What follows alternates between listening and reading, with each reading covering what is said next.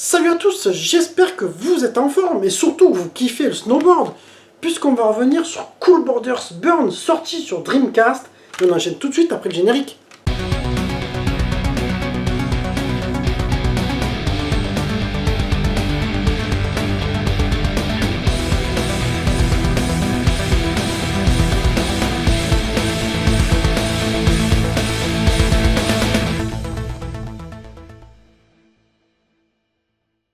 Toujours développé par Web System, Cool Borders Burn sort au Japon le 26 août 1999 sur Dreamcast. Aux États-Unis, il décide de changer de nom, il s'appelle Reaper Riders Snowboarding. Excuse-moi pour cet accent anglophone pourri. Et chez nous, il arrive le 15 novembre 1999 sous le nom Snow Surfer, en plus avec une jaquette qui est franchement pas très jolie, pas de super goût. Et chez moi, il arrive en septembre 2022. Donc tout ça pour dire que j'ai pas compris les choix marketing qui ont été faits, puisque Cool Borders avait déjà un nom qui était cool, et en même temps sa réputation, puisque sur PS1 tu as eu 3 volets qui ont plutôt bien marché, enfin, qui a eu son public, hein, c'est pas des jeux qui ont été autant vendus que des FIFA, tu vois, mais c'était un jeu qui était connu. En plus, c'était une exclusivité Dreamcast, donc autant garder le nom, ça aurait peut-être fait vendre un petit peu plus la console, parce que chez nous ça n'a pas été non plus la folie. Moi je me rappelle au magasin, la Dreamcast, à un moment donné on en a vendu, et puis dès que la PS2 commençait vraiment à se faire sentir, elle commençait à arriver en import Japon et tout ça, c'était fini, hein.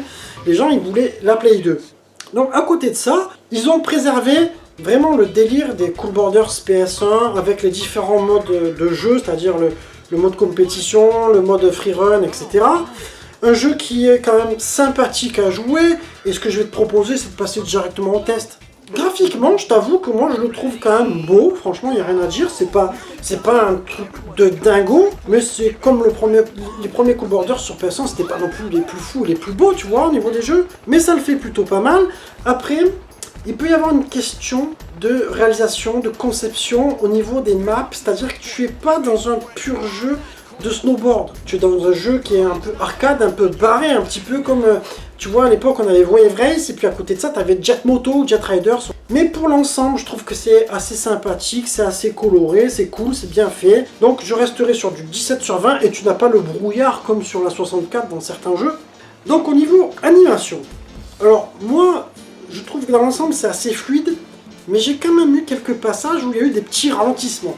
Faut quand même le signaler, tu vois. Mais sinon, ça va au niveau de l'ambiance générale du jeu. T'as quand même des décors qui sont assez bien foutus. Je crois qu'à un moment donné, tu vois un petit peu la neige tomber. T'as des trucs sympathiques. Les persos, ils bougent plutôt bien.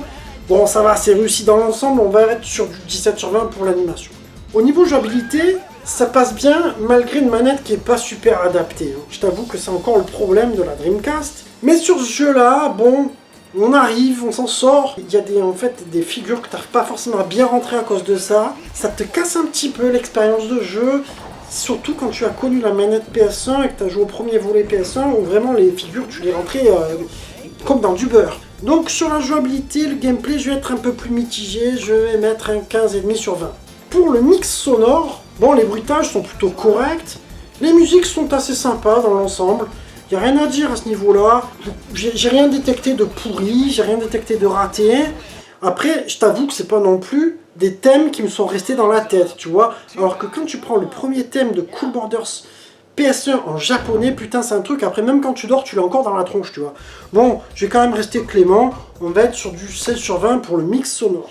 Au niveau de durée de vie, moi je t'avoue que c'est un jeu qui n'est franchement pas facile. D'ailleurs, j'ai passé du temps, j'ai voulu faire plusieurs captures pour vous montrer de plus en plus de choses. Et dès que tu arrives au deuxième stage, putain, franchement, c'est difficile. À côté de ça, ça reste un jeu assez arcade, donc tu vas pas non plus avoir 15 trucs à faire. Mais voilà, c'est toujours l'esprit, justement, c'est que c'est un jeu que tu vas ressortir de temps en temps, tu vas t'amuser. Donc moi, je te dirais qu'on sera sur du 16 sur 20 pour la durée de vie. Au niveau du verdict, on va arriver sur une note moyenne de 16,5 sur 20, c'est plutôt bon.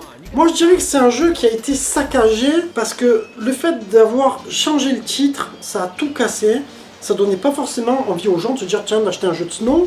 Et en même temps, pour ceux qui l'ont acheté, je pense aussi qu'on était peut-être dans une autre époque, c'est-à-dire que tu avais eu le 1080 snowboarding que voici sur la 64, tu vois, qui était un jeu un peu plus sérieux. D'ailleurs sur GameCube ils ont fait le Avalanche. Peut-être qu'on était dans une époque où l'arcade ça marchait super bien, etc.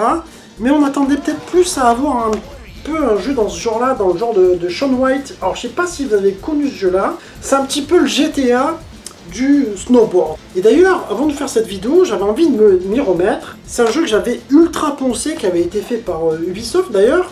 Et alors lui, il a juste un petit truc, c'est que t'es un peu trop fluide, tu es un peu trop libre en fait dans le délire du jeu. C'est-à-dire que tu n'as pas des courses pré-réglées comme dans un Cool Borders ou un 1080. C'est-à-dire qu'en gros, tu pars de la montagne et tu vas trouver les différentes missions que tu as à faire. Mais à côté de ça, je trouve que c'est un jeu qui reste toujours très sympa à jouer. Alors c'est sûr qu'on est sur PS3, donc forcément, graphiquement, c'est vraiment plus beau. Mais au niveau jouabilité, c'est pas mal du tout. On n'est pas très loin d'un petit Tony Hawk dans la neige, tu vois, quelque part. Après, moi, le seul reproche que j'avais eu à faire, c'est que t'es tellement libre qu'à un moment donné, tu sais plus trop quoi faire, tu vois. T'auras envie d'avoir quelques courses comme ça, de compétition, que tu choisisses. Après, c'est une question de goût. En tout cas, c'était un jeu qui m'avait bien fait kiffer. Et donc, je pense que si tu veux, l'ère Dreamcast pour Cool Borders était pas non plus l'ère la meilleure pour ce jeu-là. Je pense que la PS1, c'était vraiment un jeu qui était hyper novateur. Et alors, corrigez-moi si je me trompe, mais je crois qu'après ça, ils en ont plus vraiment sorti. En même temps, Web System, c'était pas un très gros studio. Mais bon, voilà, en tout cas, ce que je peux te dire, c'est que tu peux le trouver, je crois, dans les 10 balles sur Dreamcast en import JAP, ce que je te conseille. Après, tu verras que tu as le CD qui reste assez sobre en fait. Et puis, tu as une notice aussi qui reste assez fine d'ailleurs. Il n'y a pas grand chose tu vois, dessus. Voilà, tu vois, toujours coloré. Moi, c'est pour ça que j'aimais bien les notices japonaises. Bon, là, c'est pas un jeu pour lequel tu vas kiffer des artworks sur la notice, tu vois.